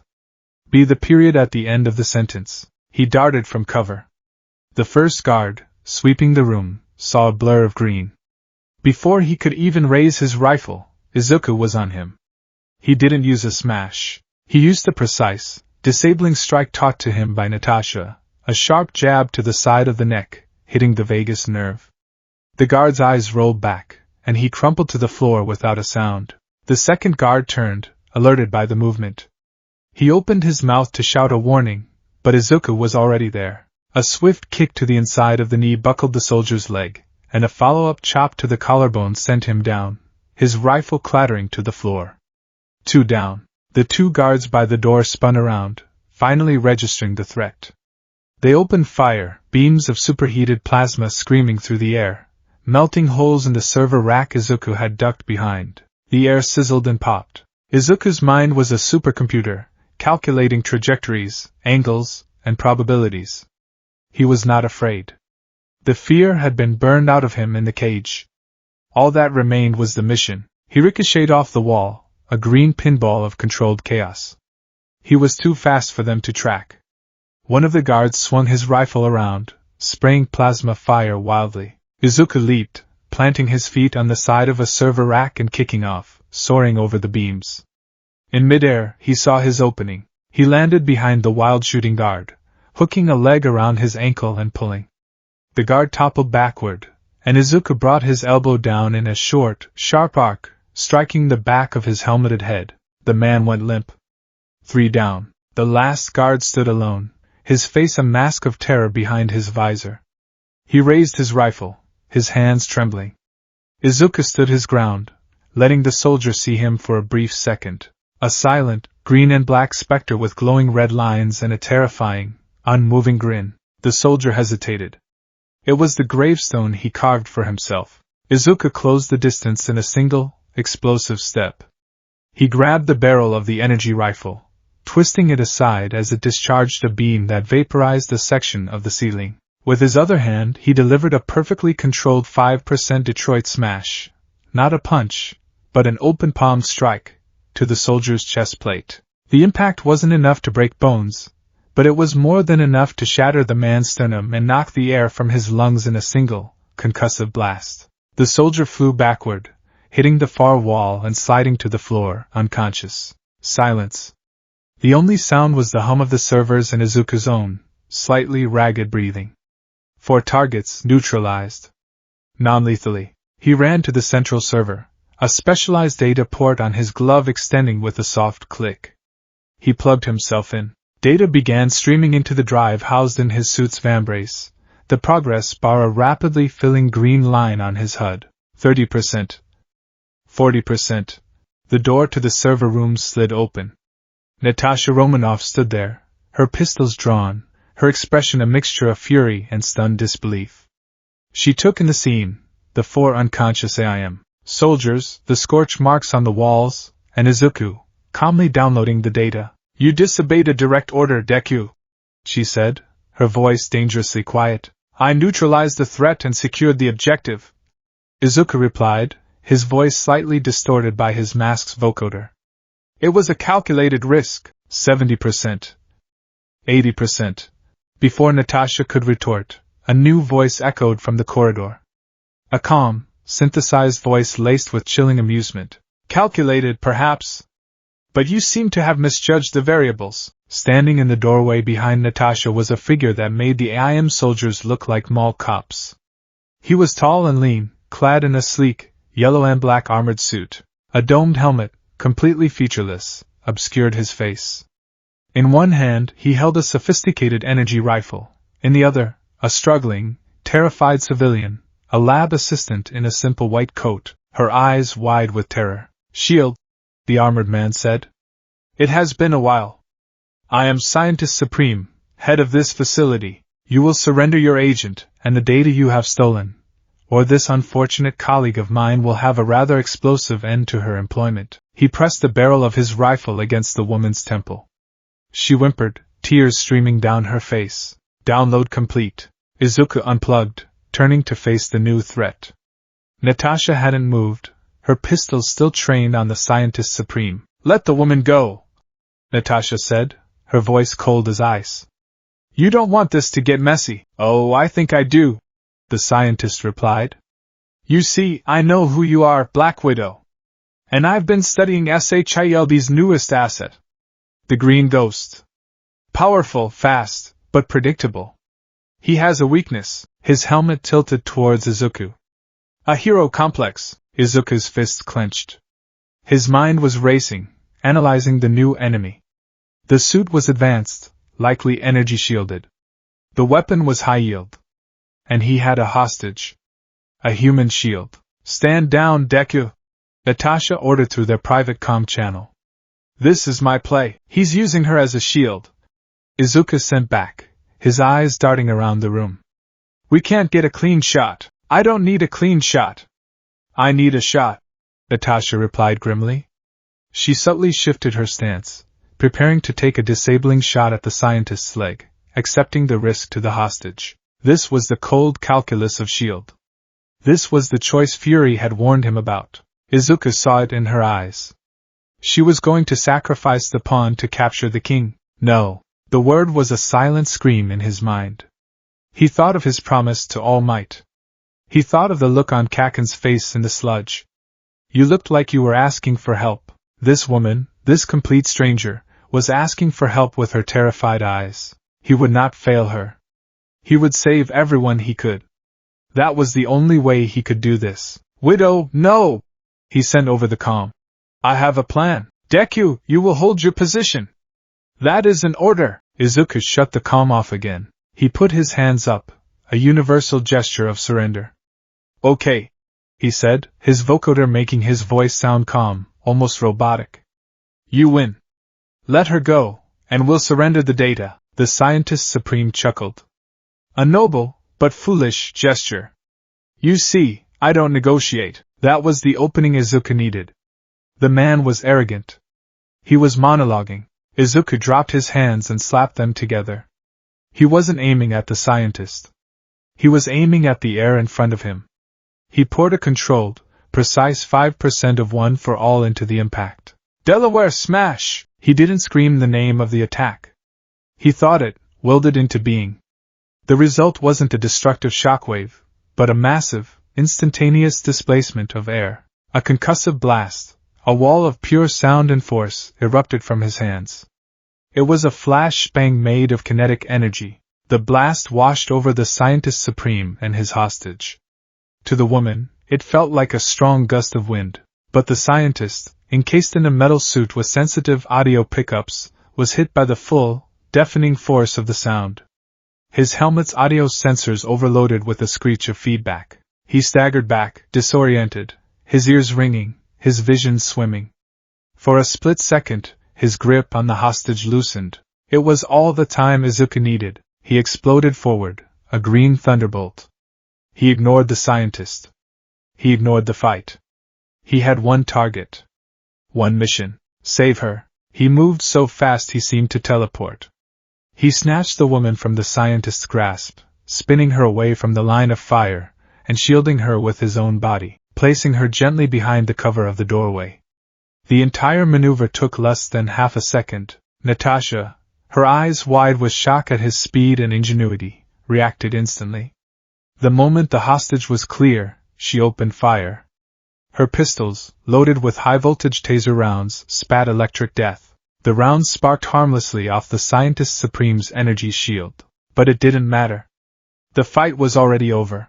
Izuku, his primary objective complete, pivoted back to the disoriented scientist. He didn't throw a punch. He didn't need to. He slammed his foot down, channeling a tiny fraction of power into the floor. The tiles cracked, and a shockwave traveled through the ground, buckling the scientist's knees and making him stumble. Izuku was on him in an instant, grabbing the man's energy rifle and ripping it from his grasp with a screech of protesting metal. He then slammed the butt of the rifle into the side of the scientist's helmet, cracking the faceplate and sending the man crashing to the floor, unconscious. Silence returned to the server room, broken only by the soft sobbing of the rescued lab assistant. Izuku stood over the fallen Scientist Supreme, his chest heaving. He had done it. He had disobeyed orders, defied his partner, and improvised a high-risk plan. But he had won. He had secured the data, neutralized the threat, and saved the hostage. He had held on to his own code. He turned to look at Natasha. He expected a reprimand, a lecture, maybe even a punch. Instead, she was just staring at him. Her face was a mask of cold professionalism, but for the first time, he saw something else in her eyes. Not anger. Not disappointment. It was a flicker. A tiny, almost imperceptible spark of respect. The debriefing was held in Fury's office at the top of the Triskele Inn. The view of Washington, D.C. at night was spectacular, but Izuku barely noticed it. He stood at attention, his mask off, flanked by Natasha and Coulson. Fury sat behind his desk, his face an unreadable granite slab. The mission report and a recording of Izuku's HUD footage played on a holographic screen beside him. Fury steepled his fingers, his one eye fixed on Izuku. The silence stretched for an agonizingly long minute. You disobeyed 2 direct orders from your superior officer in the field, Fury said finally, his voice a low rumble. You disabled your communications. You engaged a hostile force against protocol. You took a situation that was meant to be a simple infiltration and turned it into a circus. Izuku braced himself for the inevitable. He was going to be washed out. It was over. You also successfully retrieved 100% of the target intelligence. Fury continued, his tone unchanging. You neutralized 5 hostiles and captured a high-value AIM leader, all without taking a single life. And you rescued a civilian who, by all rights, should be dead. He leaned forward, his eye boring into Izuku. Agent Romanov's report states that your improvised plan was, and I quote, an act of reckless, unpredictable, and tactically brilliant insubordination. Izuku glanced at Natasha. She met his gaze for a fraction of a second, her expression unreadable, before looking back at Fury. You were given a mission, Agent Deku, Fury said. And you completed it. But you did it your way. Not mine. He stood up and walked to the window, looking out at the city lights. That makes you dangerous. It makes you unreliable. In this organization, that can get people killed. He turned back, his expression grim. But in this instance, it worked. The data you retrieved has already led us to 2 other IM cells. The scientist you captured is singing like a canary. The civilian you saved has provided us with invaluable intel from inside the operation. By every metric that matters, the mission was a resounding success. He walked until he was standing directly in front of Izuku, close enough that Izuku could see his own reflection in the man's dark eye patch. Don't think for a second that this gives you a free pass, Fury warned, his voice a low growl. You got lucky. The day is coming when you'll face a choice you can't punch your way out of. A day when saving 1 person means sacrificing 1,000. And on that day, your heroic spirit won't be enough. He paused.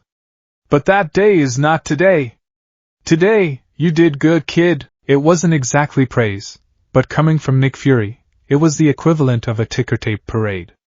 A wave of relief so profound it almost made his knees buckle washed over Izuku. You're dismissed, Fury said, turning back to his desk. As they walked out, Coulson clapped Izuku on the shoulder. Good work, Izuku. You made a tough call, and it was the right one. Natasha fell into step beside him as they walked down the silent corridor. Don't get used to it, she said, her voice back to its usual cool monotone. Used to what? Izuku asked. Praise, she replied. Or disobeying my orders. She stopped and turned to face him. What you did in there was stupid. It was emotional. You put the entire mission at risk for 1 civilian. Izuku met her gaze, his own resolve hardening. My job is to save everyone I can, he said, echoing the words he had spoken to himself in the heat of the moment. That's the only way I can do this. Natasha stared at him, her green eyes searching his. He expected a sharp retort, a threat, another lecture on sentimentality. Instead, she just gave a single, almost imperceptible nod. Just make sure your plans work, she said, before turning and walking away, disappearing into the shadows of the Triskelion as silently as she always did. Izuku stood alone in the hallway, the hum of the world's most advanced spy agency surrounding him. He had faced his first real test, and had not compromised. He had proven that it was possible to be both an agent and a hero. He had drawn his first blood, not by spilling it, but by refusing to. And in the cold, gray world of S.H.I.E.L.D., he had managed to hold on to a small, defiant splash of color. For now, the Triskelion had a rhythm, a relentless, 24-hour pulse of contained crisis. For Izuku Midoriya, that rhythm had become the soundtrack of his life. The soft hum of the helicarrier engines, the distant echo of boots on polished floors, the crackle of calm's chatter from a dozen different continents. In the 6 weeks since the Sokovia mission, he had settled into a new kind of normal. He was an asset, a tool kept sharp and ready in its sheath, waiting for the call. His success had earned him a modicum of respect, particularly from the strike teams who had only seen the results of his work. They called him Banshee or Leprechaun in hushed tones, whispers of the green blur that could dismantle a room of hostiles before they could raise their weapons. Natasha's training had intensified, her earlier disdain replaced by a demanding, razor-sharp focus. She treated him less like a liability and more like a high-yield explosive that needed careful, precise handling. He was progressing. He was becoming what Fury wanted, but the director's final words from the debriefing were a ghost that haunted his every waking moment. The day is coming when you'll face a choice you can't punch your way out of. It was this thought that drove him now, in the sterile quiet of Training Room Gamma. Drenched in sweat, his chest heaving, he stood before a holographic representation of the Scientist Supreme. It was a perfect recreation from his HUD footage, programmed with every known combat pattern and weakness. Again, he commanded the room's computer. The hologram lunged, its energy rifle firing a simulated plasma bolt.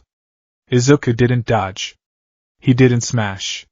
He flowed. Using a principle of Aikido that Natasha had drilled into him, he redirected the hologram's arm, stepping inside its guard, his body a fluid extension of the attack's momentum. He spun, hooking its leg, and in a single, seamless motion, put the hologram on its back, his hand held in a perfect, non-lethal knife-hand strike position just above its throat. Threat neutralized, the computer's monotone voice announced. Time, 2.3 seconds. It was good, but it wasn't good enough.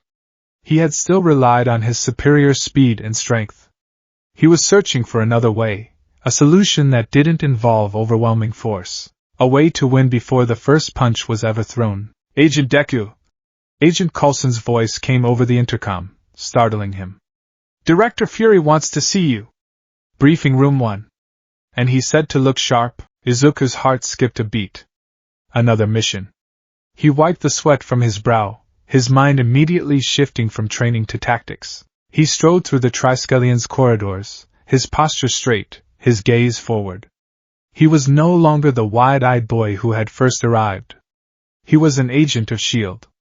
He was a professional. He was a professional right up until the moment the doors to briefing room 1 slid open. Nick Fury was there, of course, standing before the central holotable, his arms crossed over his chest.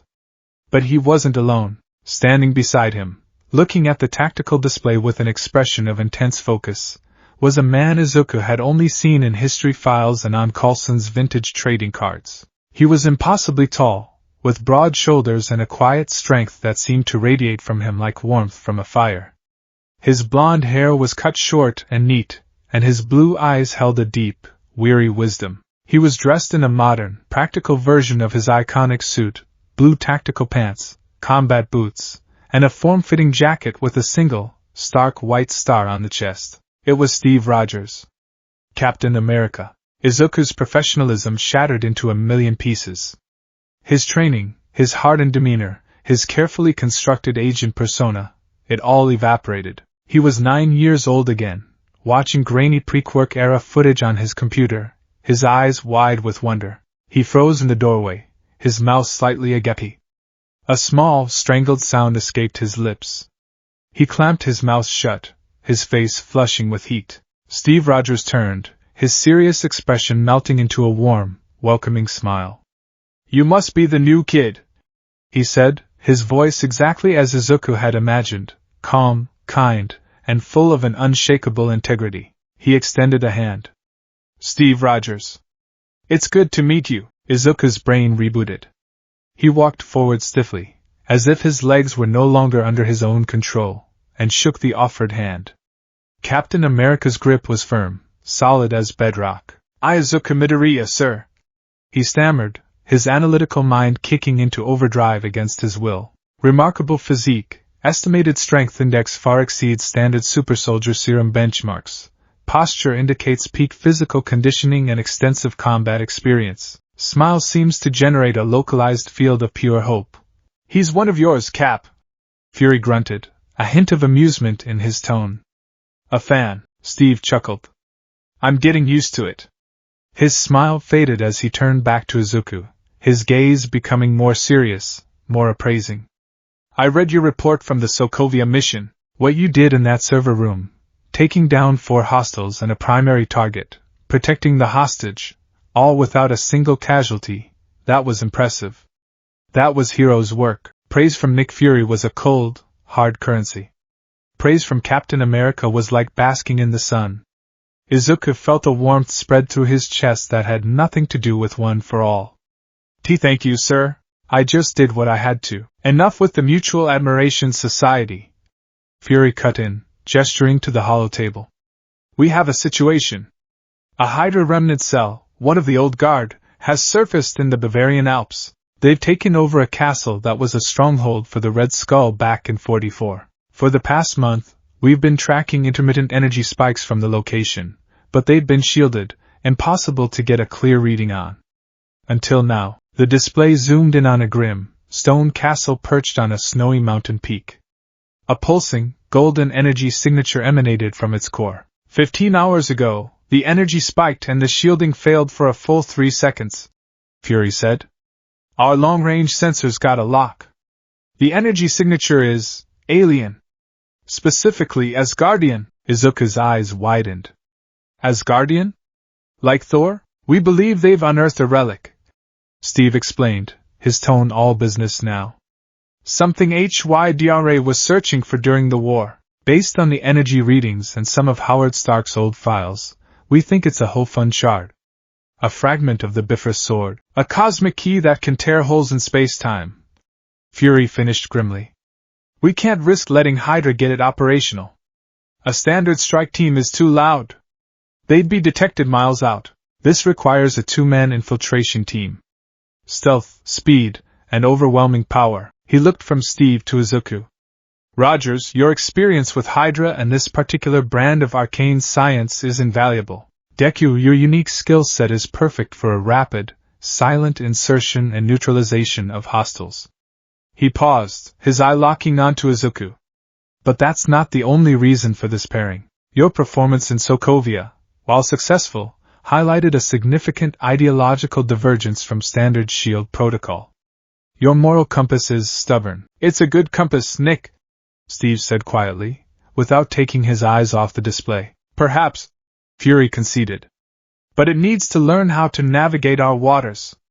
I want you to see, Midoriya, how a true symbol operates under this roof, how a man can carry the weight of being a hero while still being a soldier. Watch him. Learn from him. The mission was clear. But Fury's subtext was even clearer.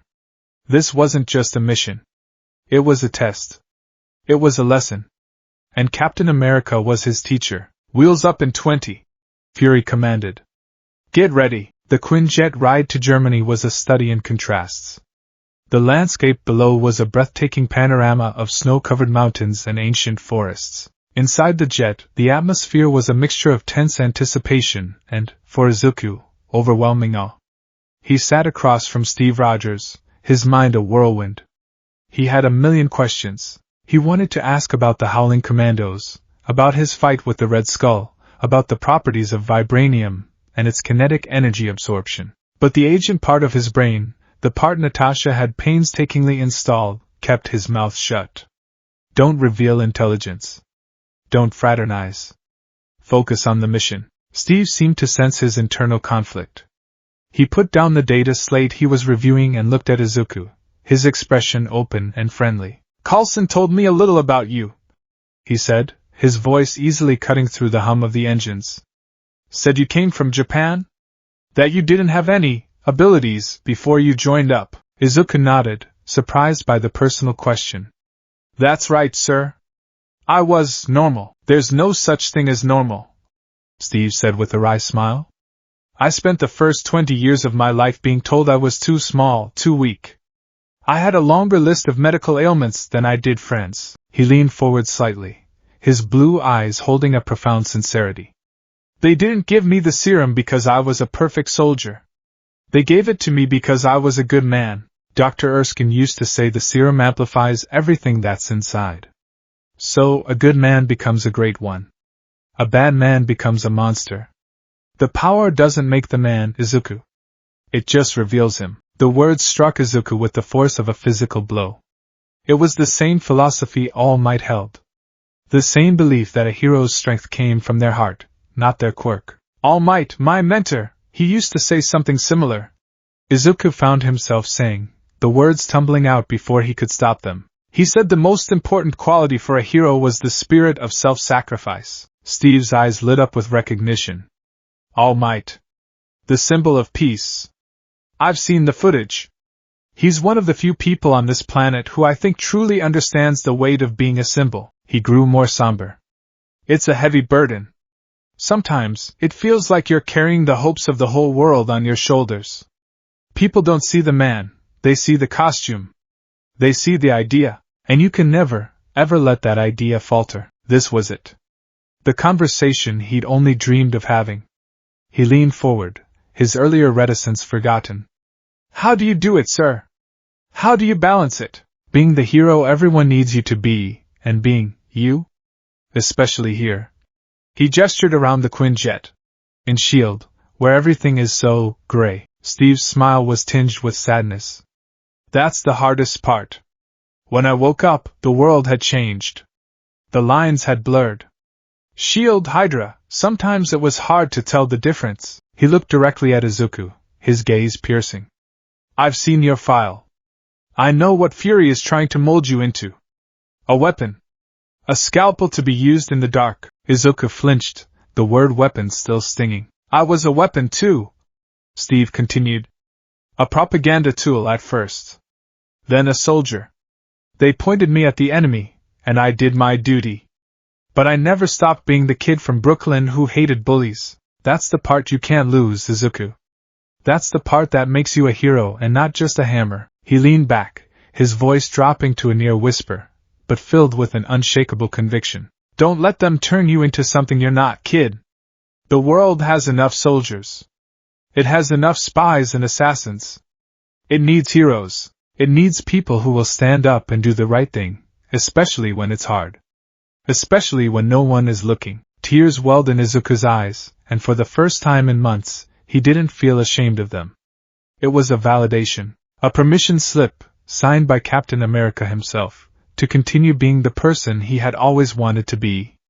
He wasn't a flawed agent for wanting to save everyone. He was a hero. Thank you, sir, he whispered, his voice thick with emotion. Steve just nodded, a deep understanding passing between them. Now let's go over the plan. And call me Steve. The castle was a black fawn of rock and stone against the swirling white snow. They landed the Quinjet in a sheltered ravine a mile away and proceeded on foot, the blizzard providing perfect cover. Izuku, with full cowling at a low 3%, moved with a silent, ghostly grace, his senses heightened. Steve moved with the quiet confidence of a man who had done this 100 times before, his shield strapped to his back, his footsteps barely disturbing the snow. They reached the perimeter wall, a 30-foot sheer cliff of ice-slick stone. I can scale it, Izuku whispered over their private comm. Drop a line for you. No need, Steve whispered back. Give me a boost. Izuku cupped his hands. The living legend planted a boot, and with a powerful push from Izuku, Captain America launched himself into the air, grabbing the top of the wall and pulling himself over with an athlete's grace. Izuku followed a moment later, simply leaping to the top and landing in a silent crouch beside him. Steve gave him an impressed look. The castle courtyard was crawling with Hydra soldiers in high-tech, winterized gear. They moved with military precision, their helmets emblazoned with the terrifying crimson octopus. I count 12, Izuku murmured, his eyes scanning the patrols. 2 snipers on the battlements. Their patrol routes overlap at the main gate. There's a 30-second window every 7 minutes, Steve nodded, a small smile playing on his lips. You've got a good eye. But we're not using the gate. He pointed to a small, frozen waterfall cascading down the side of the main keep. That's a cistern outflow. Old castles are full of them. It'll lead us right into the dungeons, below the main garrison. They moved from shadow to shadow, their teamwork immediate and instinctive. It was like a dance. Steve would indicate a direction, and Izuku would already be scanning it for threats. They reached the frozen waterfall. Steve used the edge of his shield to chip away the ice, revealing a dark, narrow opening. The tunnels were cold, damp, and smelled of centuries of mildew and despair. They navigated the labyrinthine passages, Steve's memory of old-world architecture guiding them, Izuku's enhanced senses detecting guards long before they were visible. They came upon a 2-man patrol. The HYDRA soldiers were speaking in hushed German, complaining about the cold. Before they could round the corner, Steve held up a hand. He pointed to himself, then to the guard on the left. He pointed to Izuku, then to the guard on the right. Izuku nodded. Steve stepped out from the shadows. The guards barely had time to register his presence before the vibranium shield was flying through the air, striking one in the chest and ricocheting off the wall into the other's head. As the shield flew, Izuku was already moving, a green blur that covered the distance in a heartbeat. He caught the 2 unconscious soldiers before they could hit the ground, gently lowering them into the shadows and retrieving their rifles. Steve caught his shield on its return trip with a familiar thwack. The entire engagement lasted 4 seconds and made less noise than a dripping faucet. They found the main chamber in the heart of the castle. It was a vast, circular room, the walls lined with a bizarre fusion of medieval stonework and humming, advanced technology. In the center of the room, floating in a crackling field of golden energy, was a shard of crystal the size of a man's forearm. It pulsed with an inner light, warping the air around it. A man in a long leather coat stood before it, his back to them. He was flanked by 10 elite Hydra shock troopers in heavy armor. "The power of the gods in our hands," the man said, his voice echoing with fanatical zeal. The Red Skull was a visionary. He knew that humanity craved order, and only Hydra had the will to provide it. "With this, we will finish his work. We will cut a new path to victory." "I'm pretty sure the world already voted on that, Baron Adler," Steve said, stepping out of the shadows, Izuku a half-step behind him. Baron Adler spun around, his face a mask of rage and disbelief. "Captain America! Impossible! You are a museum piece, I get that a lot," Steve said, settling into a low fighting stance. "Surrender, Adler. It's over. It is only just beginning," Adler shrieked, pointing a gauntlet hand at them. "Kill them! For Hydra!" The room erupted into chaos. The shock troopers opened fire, their rifles unleashing bolts of concentrated energy. Steve was a whirlwind of motion, his shield a blur of red, white, and blue. He deflected shots, the energy blasts ricocheting harmlessly into the stone ceiling. He was the anchor, the immovable center of the storm. "Deku, go!" he yelled. Izuku didn't need to be told twice. While Steve held the attention of the troopers, Izuku became a force of nature. He activated full cowling at 8%, the green lightning flaring to life. He wasn't a ghost anymore, he was a storm. He weaved through the energy bolts, the world seeming to slow down around him. He slammed into the first trooper with a shoulder check, the man's advanced armor crumpling like tinfoil. He vaulted over a second, planting a foot on his helmet, and using him as a springboard to launch himself at a third. A precision chop to the neck disabled one. A powerful, non-lethal kick to the chest sent another flying into a console, which exploded in a shower of sparks. He was everywhere at once, a relentless, targeted typhoon. He was using Natasha's ruthless efficiency, but it was tempered by Steve's unwavering morality. He wasn't breaking bones, he was breaking their line. Steve, seeing the opening Izuku created, went on the offensive. He threw his shield, and it bounced off 3 troopers' helmets before returning to his hand. He was a master of geometry and violence, each move precise, powerful, and decisive. In less than a minute, all 10 shock troopers were unconscious on the floor. Only Baron Adler remained. "Insects!" he screamed, his eyes wild with fury. He ran to the console controlling the Hofun shard and slammed his fist down on a large, red button. "You are too late! You cannot stop the might of Asgard!" The energy field around the shard intensified, letting out a deafening hum. A wave of pure force erupted outwards. Steve raised his shield, bracing himself against the blast. Izuku, caught in the open, was thrown back, skidding across the stone floor. He felt the raw, cosmic energy wash over him, and for a terrifying second, the power of One for All felt like a flickering candle in a hurricane. Adler laughed maniacally as the shard began to glow with the light of a miniature sun. "Behold! The end of your precious, chaotic freedom!" Izuku pushed himself up, his ears ringing. He couldn't just smash his way through that energy field. He needed to think.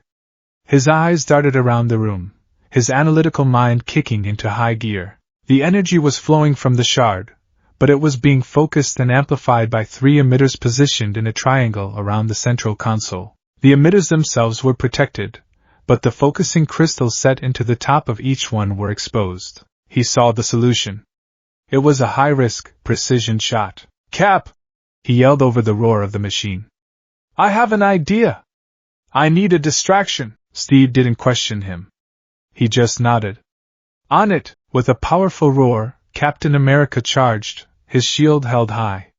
He was a one-man army, drawing Adler's attention, forcing the Baron to focus the energy field defensively. Izuku took a deep breath, planting his feet. He focused One for All, not into his whole body, but into a single finger, just as he had practiced 1,000 times. He saw the first emitter, the small, glowing crystal on top. He measured the distance, the wind from the energy field, the trajectory. He flicked his finger. Manchester Smash! A tiny, hyper-focused pellet of compressed air shot across the room. It was nearly invisible, a whisper of destruction. It struck the first focusing crystal. The crystal, not designed for physical impact, shattered into a million pieces. The energy field flickered, one of its 3 anchor points gone. Adler stumbled, surprised by the sudden drop in power. Before he could react, Izuku had already targeted the second emitter. Another flick, another shattered crystal. The field weakened further, the golden light dimming. Adler screamed in frustration, trying to manually redirect the power. But Steve was on him, his shield crashing down on the console, shattering it into sparking ruin. Izuku targeted the final crystal. A third flick. A third explosion of shattered glass.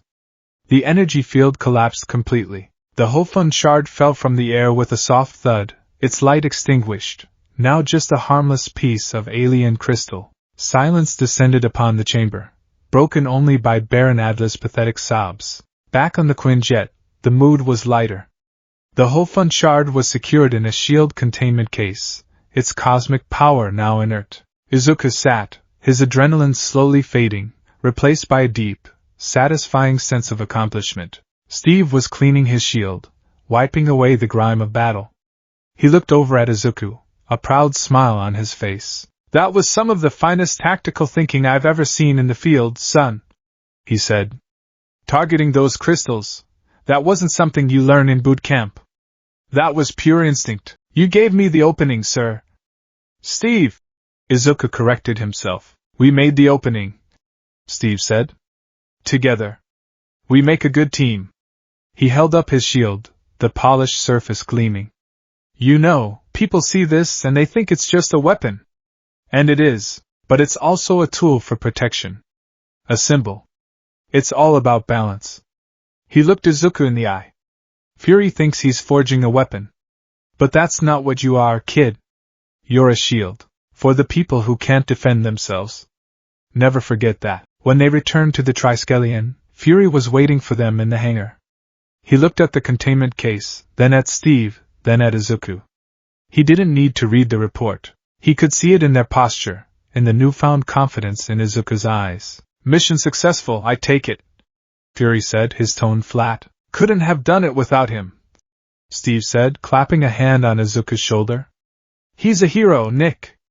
Make sure you remember that." Fury just grunted, his one eye lingering on Izuku for a long moment. He had sent the kid to learn how to be a soldier from a legend. Instead, the legend had reminded the kid how to be a hero. His plan had worked, just not in the way he had intended.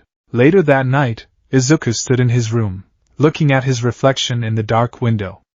He saw his own face, but it was different. The perpetual fear and anxiety that had shadowed his features for so long was gone, replaced by a quiet, steady resolve. He activated full cowling.